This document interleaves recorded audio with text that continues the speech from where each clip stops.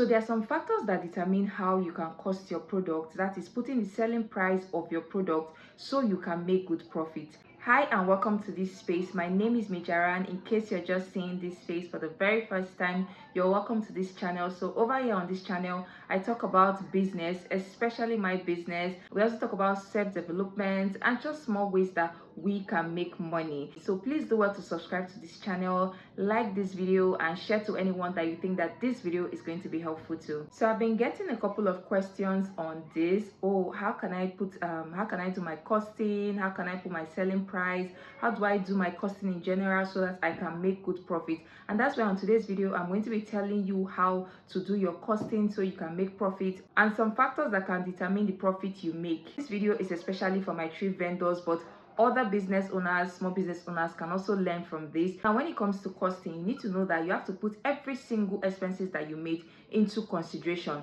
Now, take for example, you go to the market. For us as street vendors, we have to go to the market to go and source for these items, right? So your transportation to the market, every single expenses you make in the market. For example, you got hungry, you had to buy food, you had to buy water, getting exhausted from sourcing, you bought food, you bought water, you bought drink, all of it you have to put into consideration. So first of all, your transportation to the market. Now, any expenses that you make in the market, if you buy pure water, you have to write it down. It is part of your expenses, your market expenses.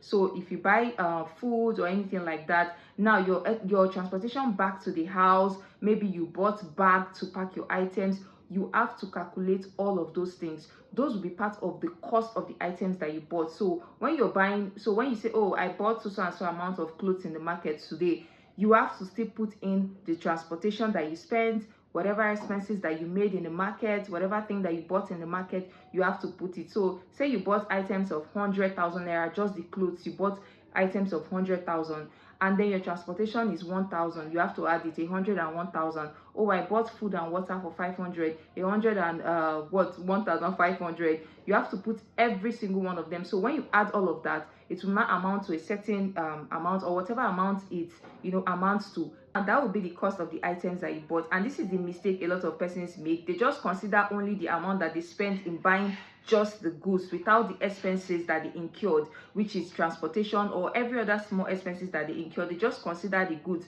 I used to make this mistake before, but now even if I spend 100 naira, I have to put it into consideration, because like it or not, it is part of the cost of the items that you bought. Now, to actually cost or put the selling price of your goods, you have to first have in mind like a certain amount that you would like to make in each item, right?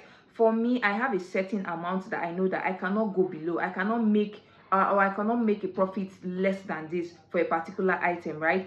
So I put it that, okay, for a particular item, I cannot make any amount less than this, right? Say for example 500 naira, I cannot make any amount less than 500 naira from a particular cloth. This is just an example. So if you have a particular top, you know that, okay, I can put 500 naira profit on it, but nothing less than 500. That is how I first start my own costing. I don't put less than a certain amount. I'm not saying that is the amount that I do, but yeah, I'm just saying I don't put like less than a certain amount on my items.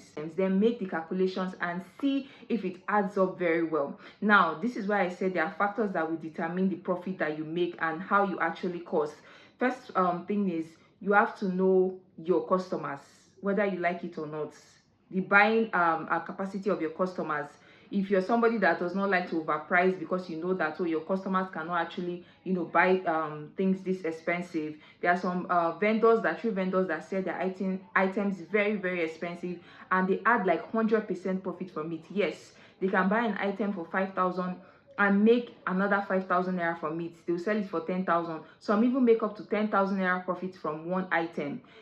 They have the buying capacity, they have the customers who have that buying capacity. But if you're somebody that does not have customers with that buying capacity and you want to be considerate with your pricing, that is one of the things that will determine your profit, right? And the other factor will be how much you think that item is worth, right? How much you think that item is worth. So if you think that this item is actually worth, for especially trade vendors like us, we always tend to think about how much you think an item can be worth.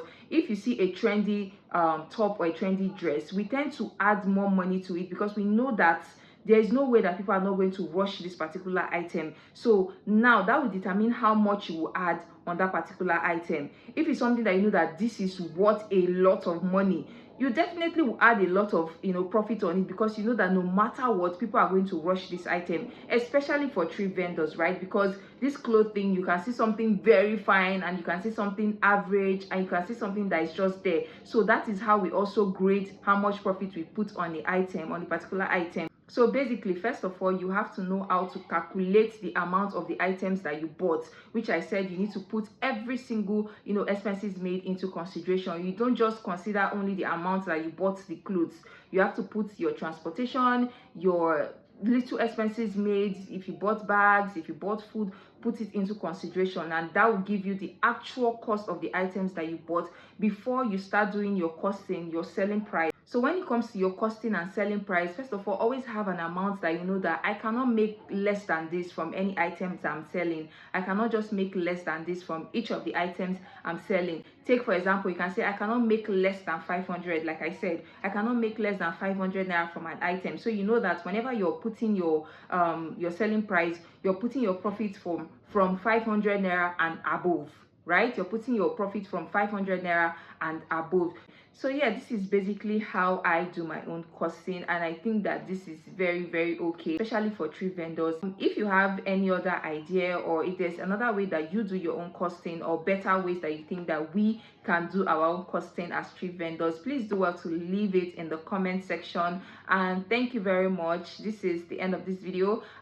Please don't forget to like this video, share to anyone that you think that this video is going to be helpful to, subscribe if you've not subscribed. Thank you very much, and I'll see you in my next video.